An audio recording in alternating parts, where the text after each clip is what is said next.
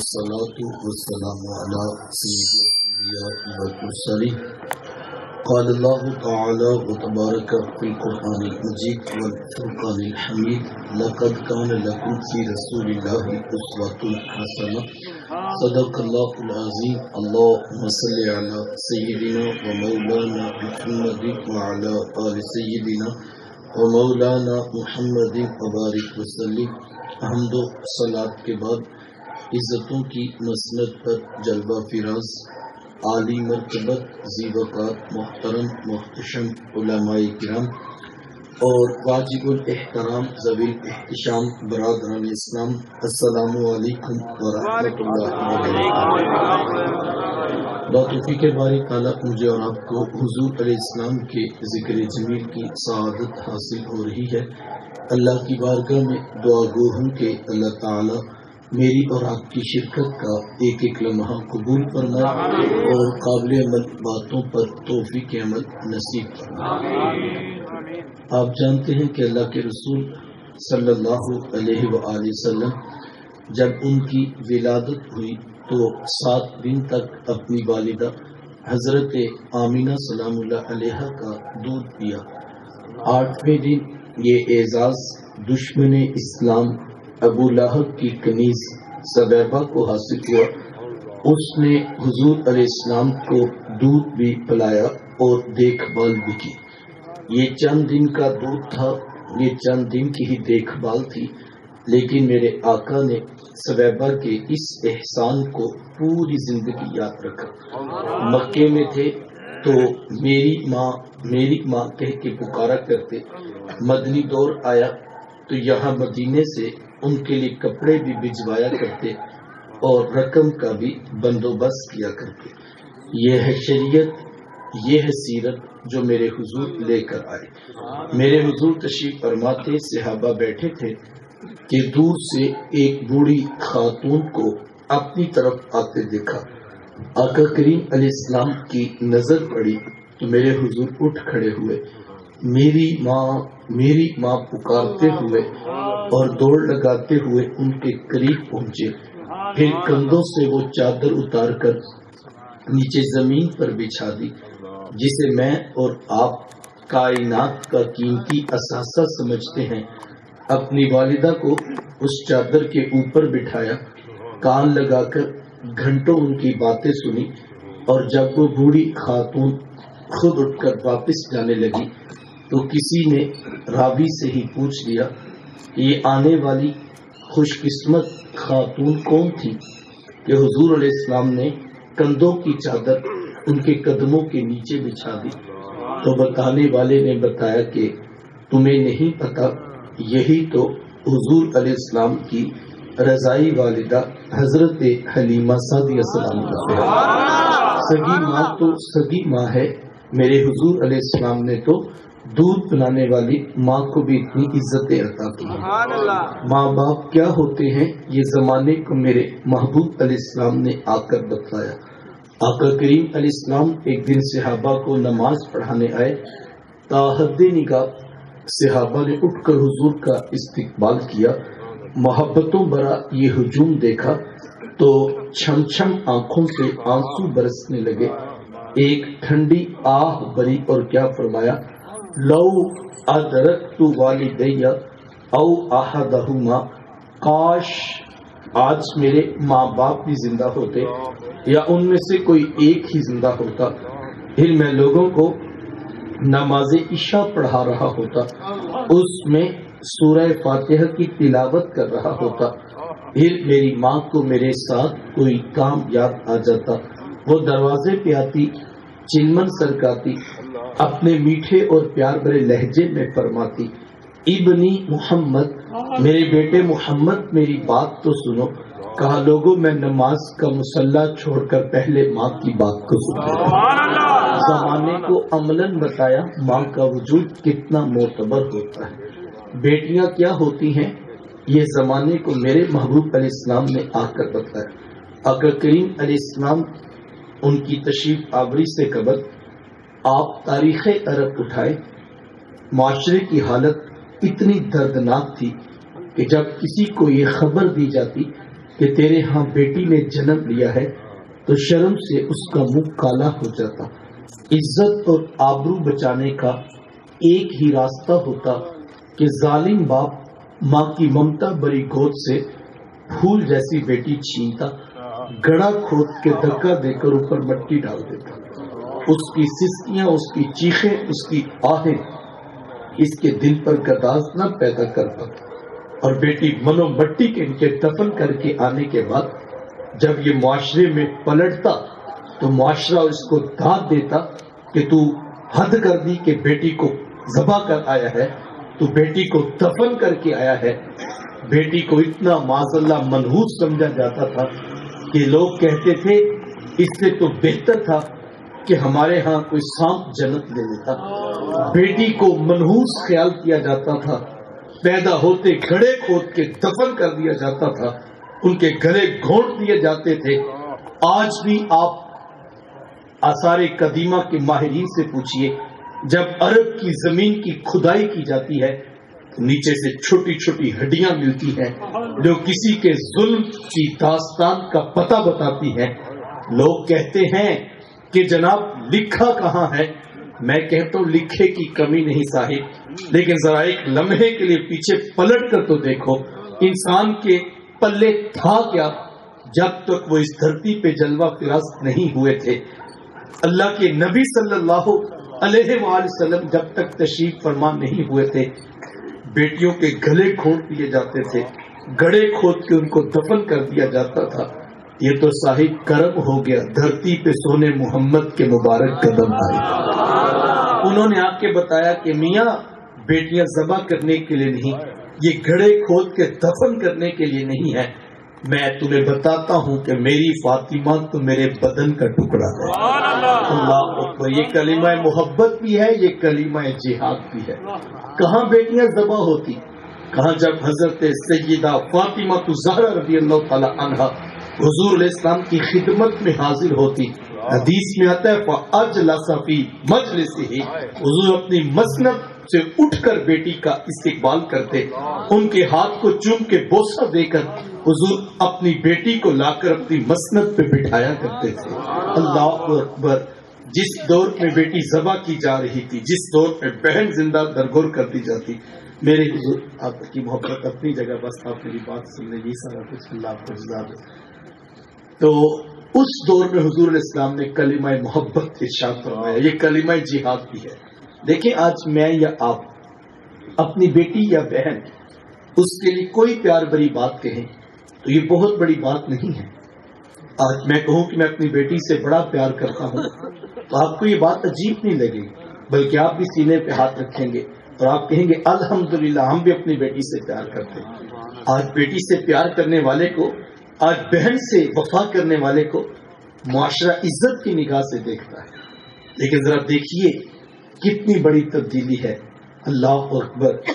جس دور میں بیٹی ذبح ہو رہی تھی اس دور میں حضور اسلام نے کلمہ جہاد بلند کیا.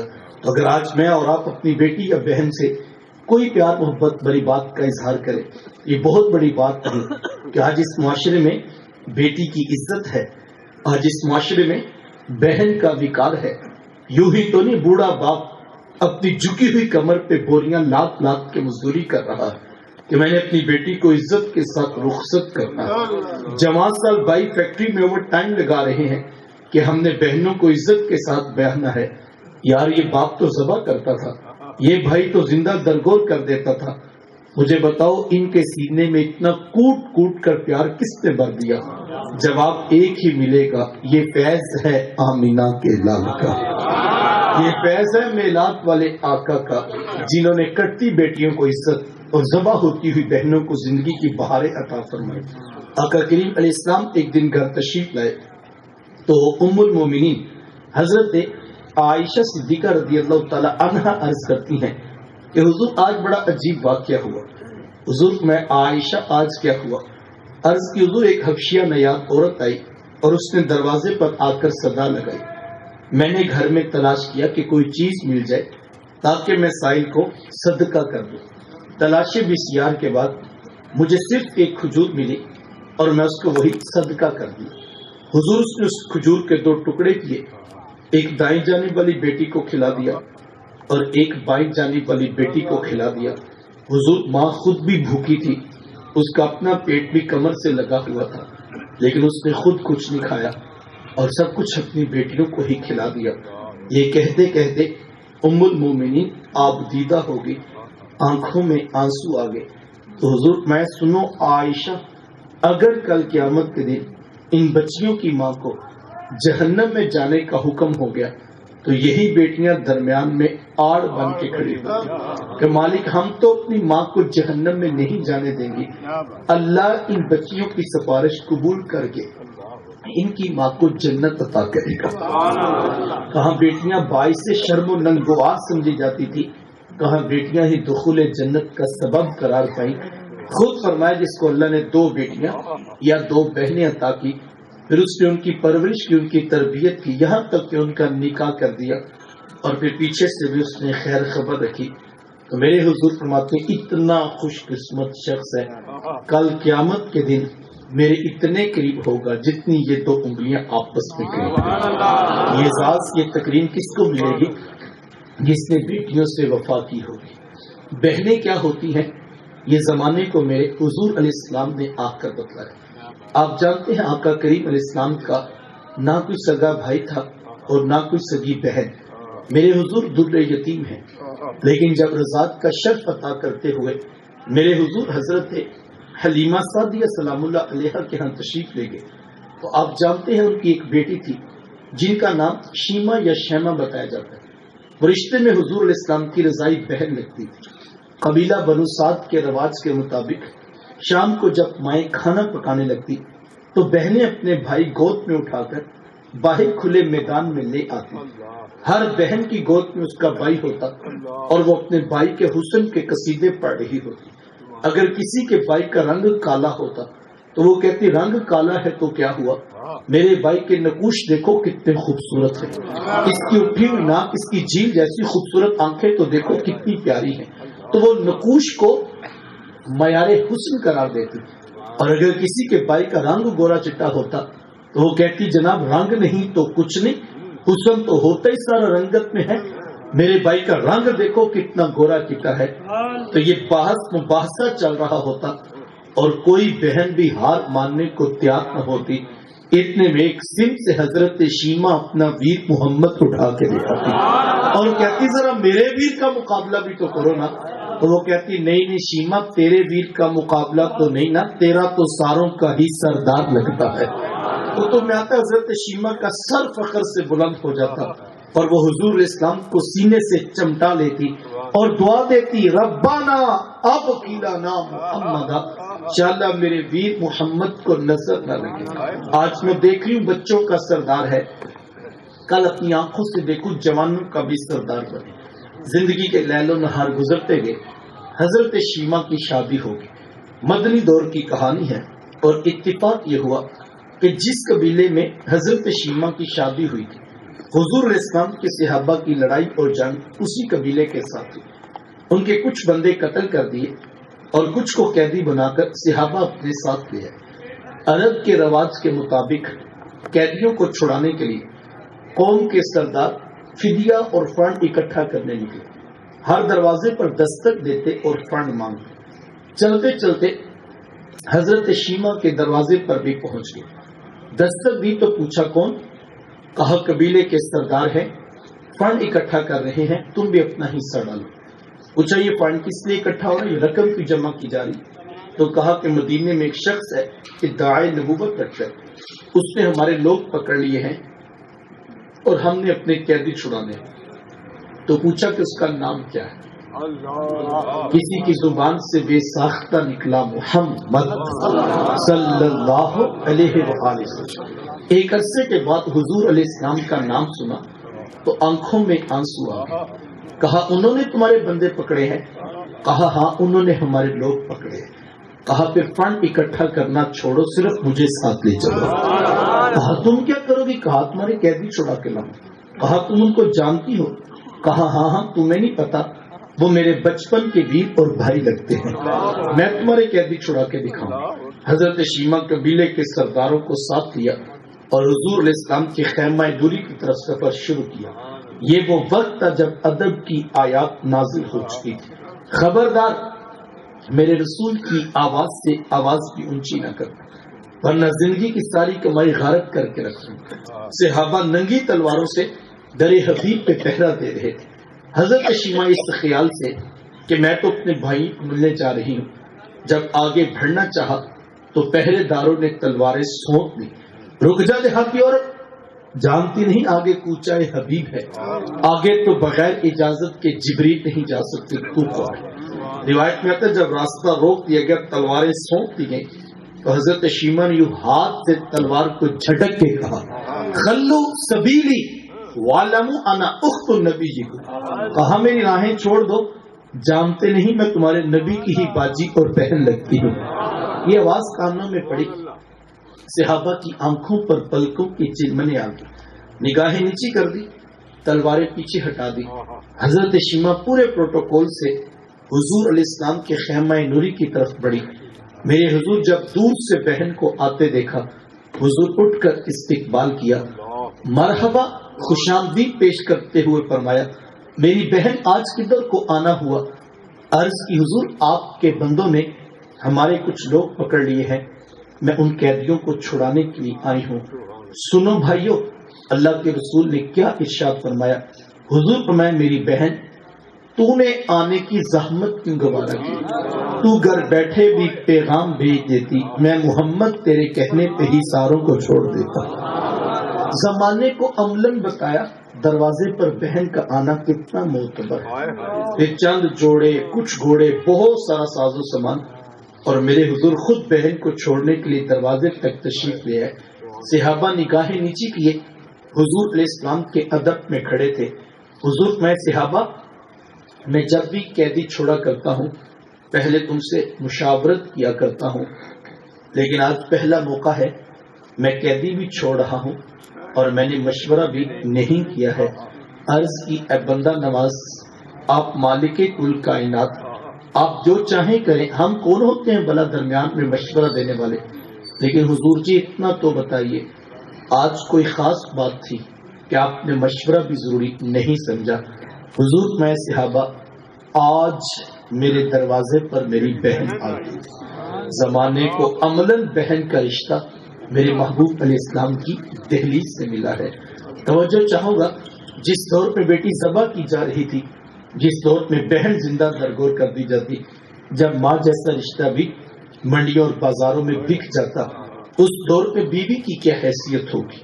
جبکہ آج کے اس تہذیب یافتہ دور میں بھی کچھ لوگ بیوی کو پاؤں کا جوتا خیال کرتے۔ یہ زمانے جاہلیت کی باتیں ہیں۔ آقا کریم علیہ السلام نے ازواج مطہرات کے ساتھ جو حسن سلوک کی داستانیں رقم کی ہیں، زمانہ ان کی مثال نہیں لا سکتا۔ کسی کو میرے حضور حمیرہ کہہ کے پکارتے ہیں تو کسی کے لیے بکری کا بچہ ذبح کرتے ہیں اور گوشت کے مختلف ٹکڑے ان کی سہیلیوں کے ہاں بیچتے ہیں۔ حضور کثرت کے ساتھ حضرت خدیجہ الکبریٰ رضی اللہ تعالی عنہا کا ذکر کیا کرتے۔ حضرت سیدہ عائشہ صدیقہ رضی اللہ تعالی عنہا فرماتی ہیں کہ میرا جو ان سے رشتہ تھا ایک دن میری زبان سے بے ساختہ نکل گیا کہ حضور اللہ نے آپ کو بہتر ازواج عطا کر دی اور آپ ابھی تک اس بوڑھی عورت کو نہیں بھولے۔ فرماتی پھر حضور کے چہرے پر جلال آ گیا اور حضور میں اے عائشہ مجھے خدیجہ کے بارے تکلیف نہ دو، جب پورے مکے نے میرا انکار کیا تھا ایک خدیجہ تھی جس نے میرا اقرار کیا تھا۔ ہاں میں تمہیں کیسے بلا سکتا ہوں جب زمانہ میری مخالفت کر رہا تھا، خدیجہ اس وقت بھی میرے سے محبت کی دعوے دار تھی۔ فرماتی پھر میں نے ہمیشہ محبتوں کا ہی اظہار کیا، اور یہی حضرت خدیجہ الکبریٰ رضی اللہ تعالی عنہا ہے۔ جب ان کا وقت آخر قریب آیا تو حضرت سیدہ فاطمہ الزہرا رضی اللہ تعالی عنہا کو بھیجا اور کہا بیٹا جاؤ جا کر حضور علیہ السلام سے چادر رحمت مانگ لاؤ۔ سیدہ حاضر خدمت ہوئی اور آ کر عرض کی کہ میری والدہ چادر مانگ رہی ہیں۔ آقا کریم علیہ السلام نے چادر بھی اتار کر پیش کر دی اور ساتھ فرمایا بیٹا اپنی والدہ سے پوچھو یہ چادر کیا کرنی ہے۔ یہ کہتے کہتے میرے حضور بھی ساتھ تشریف لے آئے اور حضور میں خدیجہ آپ نے چادر کیا کرنی ہے؟ عرض کی حضور مجھے جو بخار ہے لگتا یوں ہے کہ جان لیوا ثابت ہوگا. میری آرزو یہ ہے کہ مجھے کفن ملے تو آپ کی چادر رحمت میں ملے. یہ حضور علیہ السلام کی سیرت کا کتنا بڑا حوالہ ہے کہ بیوی آرزو کر رہی ہے اگر مجھے شوہر کی چادر میں کفن مل جائے تو یہ رب کے حضور میری بخشش کی ضمانت ہوگی. حضور علیہ السلام نے چادر بھی اتار کر پیش کر دی اور ساتھ تاریخ ساز جملہ ارشاد فرمایا خدیجہ آپ نے تو صرف چادر مانگی ہے. لو اردتی جلدی لآتے تکی، اگر آپ مجھ محمد کی جلد بھی مانگ لیتی میں وہ بھی اتار کے پیش کر دیتا. زمانے کو رشتوں کا تقدس میرے محبوب علیہ السلام کی دہلیز سے ملا ہے. صاحبو یہ وہ محبتوں کا دین ہے، یہ وہ الفتوں کا پیغام ہے، یہ وہ جوڑنے والی بنیادی تعلیمات ہیں جو لے کر میرے حضور اس کائنات میں جلوہ فراز ہوئے. ہم نے حضور علیہ السلام کی آمد کی خوشی میں کمکمے روشن کیے، ہم نے چراغاں بھی بچھائیں، ہم مٹھائیاں بھی بانٹ رہے ہیں اور ہم دیگیں بھی پکا کر تقسیم کر رہے ہیں. یہ سب کام باعث برکت ہیں، میں ان کی نفی نہیں کرتا. کوئی نادان ہوگا جو اس عنوان پر الجھ پڑے یا کوئی فتویٰ امت پر لگا دے. میں تو ایک سادہ سی بات کہتا ہوں اور اگر سمجھ آ جائے تو شاید ایک بات بھی کافی ہو. کیا خیال ہے یار، اگر حضور علیہ السلام کی آمد کی خوشی بھی نہیں منانی تو پھر کائنات میں خوشی بچتی کون سی ہے؟ خوشی ہوتی کیا ہے؟ خوشی کہتے کسے ہیں؟ اس کائنات کی سب سے بڑی خوشی یہ ہے کہ اللہ نے ہم جیسوں کو سونے محمد عطا کر دیے. یہ کائنات کی سب سے بڑی خوشی ہے. اور اگر کسی بیچارے کو یہ محسوس نہیں ہو رہی ہے تو اس سے جھگڑا بنتا بھی نہیں.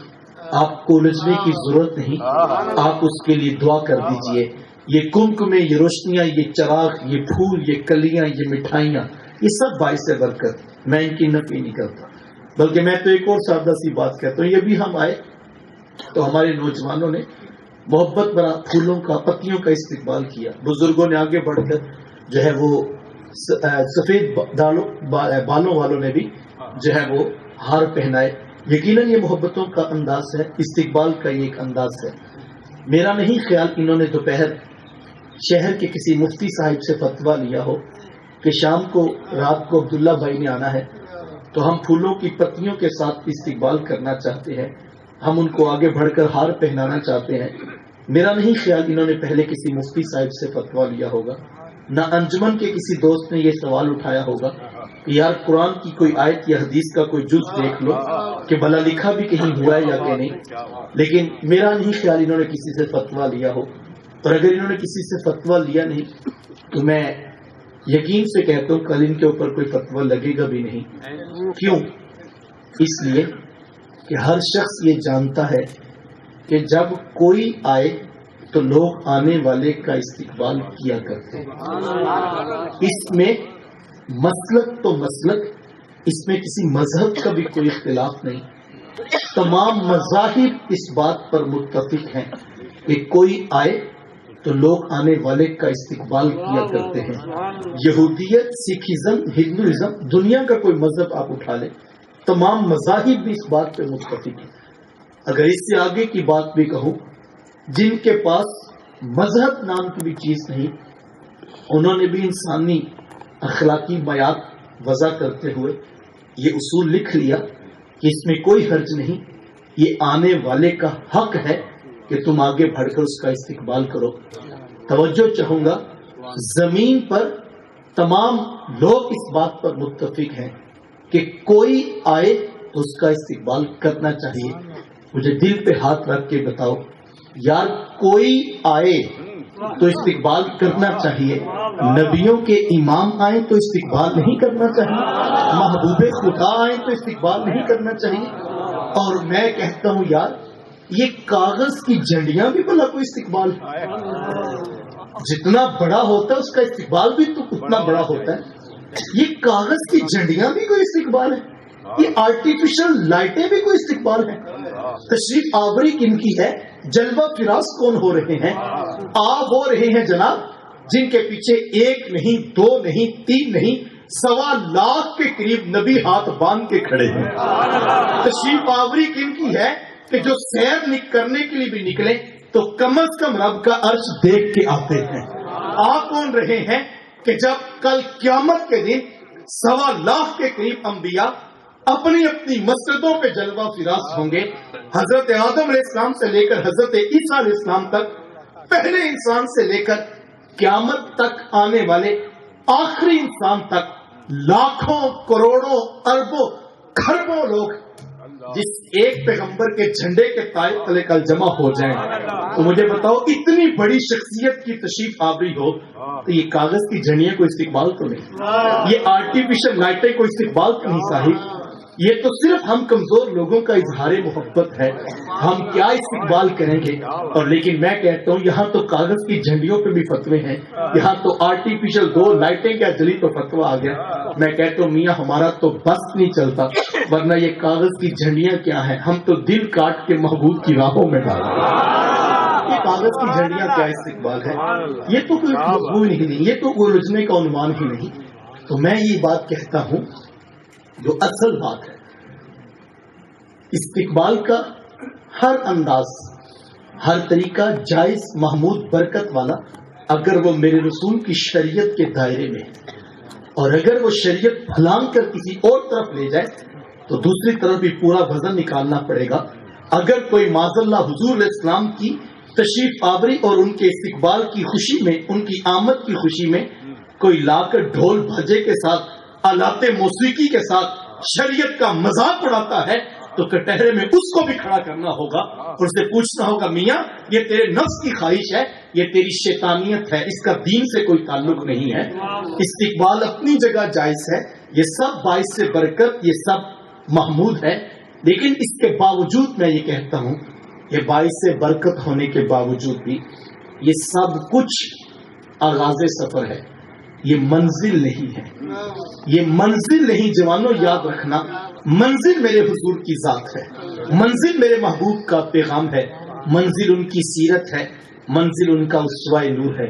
تو بڑا نادان ہوگا نا جو آغاز کی جھنڈیوں پہ ہی الجھ پڑا اور ساری زندگی اسی پہ فتوے لگاتے گزر گئی.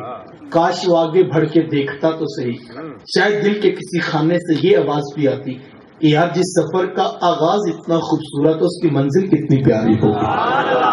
تو منزل کا سفر دیکھنا چاہیے تھا. دیکھو چیزیں مقصد سے سمجھ آتی ہیں. آپ گلی سے گزر رہے تھے، شام ڈھلتے ہی ہمسائیگی میں آپ نے دیکھا بڑے بڑے بلب روشن ہو گئے، چراغاں ہو گیا، لائٹیں جلنے لگی. آپ کو اچھا نہ لگا اور آپ نے کہا یار اتنی مہنگائی ہے، بجلی کا بحران ہے، مہنگائی کا طوفان ہے، اور بل تو پہلے اتنے زیادہ آ رہے اور ہمسایوں نے اتنے بلب جلا دیے، اتنے کنکمے روشن کر دیے. تو آپ سے رہا نہ گیا، تو آپ نے آگے بڑھ کر بیل بجائی. صاحب خانہ سے ملاقات ہوئی تو آپ نے کہا کہ معذرت چاہوں گا، برا نہ محسوس کیجیے گا. انہوں نے کہا جناب حکم فرمائیے، خیریت ہو؟ تو آپ نے کہا کہ اتنے بلب جلا دیے، اتنی لائٹیں لگا دی آپ کو نہیں پتا کہ ملک میں معیشت کا بحران ہے، بجلی کے بل پہلے اتنے زیادہ آ رہے. تو آپ سے تو ہم یہ توقع نہیں رکھتے تھے آپ اس طرح فضول خرچی کریں گے. تو انہوں نے کہا جناب آپ کی بات بالکل بجا ہے، لیکن اصل میں نا وہ بات یہ ہے کہ کل نا ہمارے بڑے بیٹے کی بارات ہے، تو یہ ہم نے خوشی میں تھوڑا سا بچوں نے کر لیا. تو آپ نے کہا اچھا میں بھی کہوں بھلا اتنے سمجھدار لوگ اتنی لائٹیں کیوں جلائیں گے؟ تو جناب بڑی خوشی ہوئی، مبارک ہو. تو ہم تو آپ کے ہمسائیگی میں رہتے ہیں، تو جناب اللہ بیٹے کو زندگی دے، خاندان آباد ہو، خوشیاں نصیب ہو، سارا سلسلہ خیر و عافیت سے ہو. بلکہ اگر کسی کام میں مدد اور تعاون چاہیے ہوگا تو ہمیں بھی بتائیے گا. کوئی مہمان آئے تو بستر حاضر ہیں، گھر میں کشادہ جگہ ہے، آپ کچھ ادھر بھی جو ہے وہ مہمانوں کو لے آئیے گا. تو یہ تو بڑی خوشی کی بات ہے. میں معذرت چاہتا ہوں، میں یوں ہی پریشان تھا کہ اتنی لائٹیں کیوں جل گئی. تو آپ کو جب مقصد سمجھ آیا، وہی لائٹیں ہیں لیکن مقصد سمجھ آیا، دل سے دعائیں بھی نکلنے لگی، لہجہ بھی بدل گیا، اور آپ نے کہا میں حاضر خدمت ہوں، مدد اور تعاون چاہیے ہو تو میں ساتھ کھڑا ہوں. میں کہتا ہوں میاں ساری زندگی فتوے ہی لگائے، آگے بڑھ کے پوچھ ہی لیتے کہ یار پچھلے مہینے تو مزدور بھی روڈ پر بجلی کا بل لے کر احتجاج کر رہا تھا، آج وہ مزدور بھی بیٹے کو کہتا ہے پتر باہر والا بلب جلتے رہنے دینا، سونے محمد کی آمد والا موسم تو پوچھ ہی لیتا. روز بلب تھوڑی جلاتے ہیں، سارا سال ہم بلب ہی بند کرتے ہیں، سارا سال بچوں کو یہی بتاتے ہیں. لیکن جب حضور کی ولادت کا موسم آیا تو کہا یار زیادہ نہیں تو کم از کم باہر والی لائٹ ہی جلتے رہنے دو، ذرا خوشی کا موسم ہے، محبتوں کا رنگ ہے۔ تو کسی نے کہا یار یہ بھی ٹھیک ہے، لیکن مجھے تو یہ اچھا لگتا ہے کہ حضور علیہ السلام کو تو کھانا کھلانا بڑا پسند تھا، تو میں نے جو 5,000 روپیہ 10,000 روپیہ لائٹنگ پہ لگانا ہے اور حضور علیہ السلام کی آمد کی خوشی ہے، تو میں وہی تھوڑا سا کھانا تیار کر کے ہمسایوں کے گھر اچھا سا کھانا بیچتا ہوں، اس سے میرے حضور کو خوشی ہوگی۔ تو کسی نے کہا یار میرے پاس تو کھانے کے بھی پیسے نہیں ہیں۔ چلو میں نے حضور علیہ السلام کے بارے میں اپنے بڑوں سے سنا ہے کہ حضور علیہ السلام کو یہ بات بڑی پسند تھی کہ میرا امتی مجھ پہ درود پڑے اور میرا رب ان کے اوپر رحمت کا نزول فرمائے۔ تو حضور کو تو یہ پسند تھا۔ چلو میں اپنے بچوں کو لے کے بیٹھ جاتا ہوں اور سب تسبیحاں پکڑ کے سونے محمد پہ درود پڑھتے۔ اور کسی نے کہا کہ یار حضور کی تو آنکھوں کی ٹھنڈی نماز ہے، پنجگانہ نماز تو پڑھتے ہی پڑھتے ہیں، آج حضور کی ولادت کا دن ہے، صبح سویرے اٹھ کے تہجد کے نفل بھی ادا کریں گے۔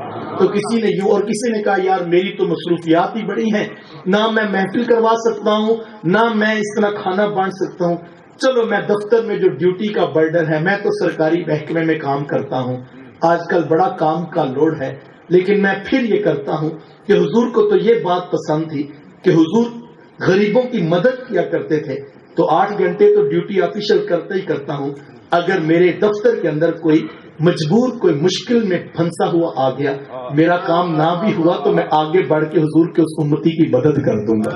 تو یہ سارے محبتوں کے رنگ ہیں، یہ سارے ہی الفتوں کے انداز ہیں۔ اصل تو یہ کام ہے، اصل تو یہ مقصود تھا جس کے لیے ہم نے آغاز کیا۔ اور کسی نے کہا یار جب ہمارے گھر میں، ہمارے دفتر میں کوئی عام سی میٹنگ ہوتی ہے، کوئی دوسرے شہر سے اہم دفتر کے افسران آ رہے تھے، تو ہم نے کرسیاں بھی سیدھی کر لی، منرل واٹر کی بوتلیں بھی رکھ لی، ہم نے ٹیشو کے ڈبے بھی منگوا لیے، ایئر فریشنر بھی کر لیا کہ آج بڑے اہم موضوع پر جو ہے وہ کمپنی کے افسر آ رہے ہیں اور ہم نے میٹنگ کرنی ہے۔ کہا جب دنیا کے اہم ترین موضوع پر بات کرنی تھی تو کمکمے بھی آئے، پھول بھی آئے، منرل واٹر کی بوتلیں بھی آئیں، پروٹوکول بھی دیا، تو یار جب دنیا کے کسی اہم موضوع پر بات کرنی تھی تو اتنا دفتر سجا لیا، اتنا ماحول بنا لیا۔ اور کسی نے کہا جی آج گھر میں کیوں کھانا پکانا ہے، آج ہوٹل سے پکا ہوا کھانا ہی منگوا لیجئے، ذرا پروٹوکول اور اچھا ہو جائے گا۔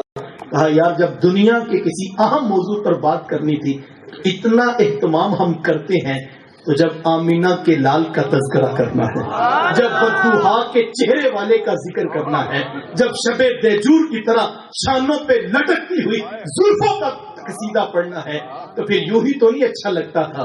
پھر کہا کچھ کمکمے روشن کرو، کچھ پھول بھی رکھو، کوئی مہکتے آنگن کو سجا لو، کوئی عود سلجھاؤ، کہیں سے بخور بھی لے کر آؤ، کہیں سے جا کر کمکمے روشن کرو اور کہیں سے کوئی دیے جلاؤ۔ آج کوئی عام محفل تھوڑی ہے، شاہوں کے شاہ کی محفل ہے، سردار عالم کی محفل ہے، کائنات عالم کے سردار کی محفل ہے، تو ذرا اہتمام ہونا چاہیے۔ بچوں کو بھی کہا ذرا اچھے اچھے اجلے اجلے صاف ستھرے کپڑے پہن کے آ جاؤ، آج ہم نے حضور پہ درود بھی پڑھنا ہے، محبوب پہ سلام بھی پڑھنا ہے۔ تو یہ سارے محبتوں کے رنگ ہیں، اس میں کون سا الجھنے کا مسئلہ تھا؟ لیکن افسوس کہ جس نام پہ امت نے جڑنا تھا ہم اس نام پہ بھی الجھ پڑے۔ بڑے بڑے موضوع ہیں، بڑے بڑے اختلاف ہوتے ہیں، لیکن میں کہتا ہوں کیسی عجیب حالت بنا دی، اور معذاللہ کس طرف امت کو لگا دیا گیا اور توڑ کے گروہوں میں، فرقوں میں، جتھوں میں ہم نے تقسیم کر دیا۔ یہ سب محبتوں کے انداز۔ میں آخری بات سے بات مکمل کر دوں، ہمیں منزل کا سفر کرنا ہے، اور میلاد والوں کی منزل کیا ہے؟ میرے شیخ طریقت، میری شاید 40 منٹ کی باتیں آپ کو یاد رہیں، یہ بات یاد رکھیے گا، اس کو دل کی تختی پہ لکھ لیں، میلاد والوں کی منزل کیا ہے۔ میرے شیخ فرمایا کرتے ہیں کہ بیٹا یہ نہ ہو کہ لوگ تم سے پوچھیں کہ تم کون ہوتے ہو اور تم پاسپورٹ سے مذہب والا کھانا نکال کے دکھاؤ، یہ دیکھیے ہم مسلمان ہوتے ہیں، اسلام لکھا ہے۔ کہا نہیں بیٹا، نہ کسی کو پوچھنا پڑے، نہ کسی کو بتانا پڑے، تم دور سے آ رہے ہو، تمہاری وضع قطع، شکل و صورت، چال ڈھال، انداز معاشرت، طرز زندگی اتنا خوبصورت ہو کہ تم دور سے آ رہے ہو، لوگ مسکرا کے کہیں دیکھیے وہ میلاد والے آقا کا امتی آ رہا۔ مزہ تو اس بات کا ہے، ہمیں ہر بار نعرہ لگا کے کیوں بتانا پڑے، ہمیں سال کے بعد جھنڈیاں لگا کے کیوں بتانا پڑے کہ حضور کے عاشق ہے. مزہ تو یہ نوجوان گلی سے گزر رہا ہو، اس کی جھکی ہوئی آنکھیں بتا رہی ہوں محمد عربی کا غلام جا رہا ہے. کمال تو یہ کہ ہمارے ساتھ رشتہ داری کرے اور وہ مطمئن ہو جائے میری بیٹی کبھی بے آبرو نہیں ہوگی، کبھی رسوا نہیں ہوگی. تو کوئی کہے گا نا جناب یہ اتنا یقین آنکھیں بند کر کے بیٹی کا رشتہ کر دیا. کمال یہ ہے کہ مسکرا کے کہ میاں میں نے کسی پرائے کو بیٹی نہیں دی، میں نے حضور کے غلاموں سے رشتہ داری کی، اور حضور کے غلام کبھی دھوکہ نہیں دیتے. لطف تو یہ ہے جب صبح پہ ہماری دکان پہ آئے اور ہم مال کھول کے دکھائیں اور ہم کہیں ذرا تسلی کر لیجیے، اچھی طرح چیک کر لیجیے، تو وہ کہے جناب تسلی ہے، تسلی ہے، کوئی دھوکے کا شبہ بھی نہیں ہمیں. تو کیسے جناب اتنا یقین ہے، آپ دیکھنا بھی نہیں چاہتے، آنکھیں بند کر کے یقین کرتے ہیں. کہا یار ہم نے ان کے امتیوں سے خریدا ہے جن کو کافر بھی کہتے تھے صادق بھی تو ہے امی بھی تو ہے. آج جن کے نبی کو لوگ صادق و امی کافر بھی کہتے تھے، یہ کیسے ہو سکتا ہے ان کا امتی جھوٹ بولنے والا ہو؟ یہ تو نہیں ہوگا، ان کا امتی بھی سچا ہوگا کیونکہ ان کا نبی سچا ہے اور ان کے رسول کی یہی تعلیمات ہے. یہ اصل کام ہے جس کی طرف ہم نے، یہ میں نے کہا منزل نہیں ہے ہمارے یہاں. مسئلہ یہ ہے کہ جھنڈیوں پہ اتنا الجھا اور اس نے فتوی لگاتے گزار دی اور اس نے آگے بڑھ کے منزل کا سفر نہیں کیا. اور دوسرا جھنڈیوں میں اتنا کھو گیا کہ سب کچھ جھنڈیوں میں سمجھ بیٹھا اور وہ بھی سفر کرنے کے لیے تیار نہیں. تو یاد رکھنا نہ الجھنے سے منزل ملتی ہے، نہ یوں کھو جانے سے منزل ملتی ہے. منزل تو دم دم یار کے ذکر سے ملتی ہے، منزل تو ان کی سیرت سے ملنی ہے، منزل تو ان کے اسوہ نور سے ملنی ہے. وہ یہاں سے فتوے لگا کے آگے پیچھے جا رہا ہے، وہ آگے دیکھنا ہی نہیں چاہتا اور یہ اسی جھنڈیوں میں سب کچھ سمجھ بیٹھا اور کہتا ہے جھنڈیاں لگا لی اب نماز کی بھی ضرورت نہیں ہے. میں کیونکہ جلوس میں چکر کاٹ کے آیا ہوں اور حالت یہ ہے کہ 12 ربیع الاول والا دن جلوس میں تو 6 گھنٹے گزارے لیکن اس دن بھی مسجد آنے کے وہ تیار نہیں تھا. تو منزلیں نہ ادھر ملتی ہیں نہ ادھر ملتی ہیں، منزلیں تو دم دم یار کے ذکر سے ملتی ہے. منزل ان کی سیرت سے ملے گی اور ہم نے ان کی سیرت کو، ان کی باتوں کو اور ان کی تعلیمات کو اپنانا ہے.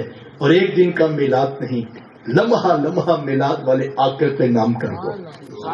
آؤ حضور کی سیرت سے پیار کرو، ان کی باتوں کو سینے سے لگا لو، ان کے ہر فرامین کو اپنے لیے مشعل راہ بنا لو. یہی مقصود ہے. میں آپ تمام دوستوں کا شکریہ ادا کرتا ہوں، بالخصوص منتظمین کا جنہوں نے اتنے لوگوں کو جمع کر کے دین رسول کے پیغام کے ابلاغ میں ہم کو بھی شامل کر لیا. اللہ اس محفل کا لمحہ لمحہ قبول فرمائے. جو کہا جو سنا عمل کی توفیقات نصیب رہیں. وآخر دعوایا ان الحمدللہ رب العالمین.